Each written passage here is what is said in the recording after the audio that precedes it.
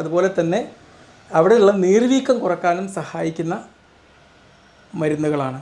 ഇത് കട്ട് ചെയ്യുന്ന സമയത്ത് നമ്മൾ കൊടുക്കുന്നത് ലോക്കൽ അനസ്തെറ്റിക്സ് ആണ്. ചില കുട്ടികൾക്ക് നമ്മൾ ഇത് ചെയ്യും, ഒരു ക്രീം പുരട്ടിയിട്ട് വേദന വരാതിരിക്കാൻ വേണ്ടിയിട്ട് ഈ ക്രീമിനെ എഫക്റ്റ് ചെയ്യണമെങ്കിൽ ഒരു 30 മിനിറ്റോളം എടുക്കും. ലോക്കൽ അനസ്തെറ്റിക് കൊടുത്തു കഴിഞ്ഞാൽ ഏതാനും സമയം കൊണ്ട് തന്നെ എഫക്റ്റ് ആവുകയും അത് കൊടുത്തിട്ടാണ് നമ്മൾ സാധാരണ കൊടുക്കാറുള്ളത്. ഇതിലേറ്റവും ഉചിതം ഈ ലോക്കൽ അനസ്തെറ്റിക്സ് അല്ലെങ്കിൽ വേദന കുറയാൻ വേണ്ടിയിട്ടുള്ള ഇഞ്ചക്ഷൻ കൊടുത്തിട്ട് ചെയ്യുന്നതിനാണ്.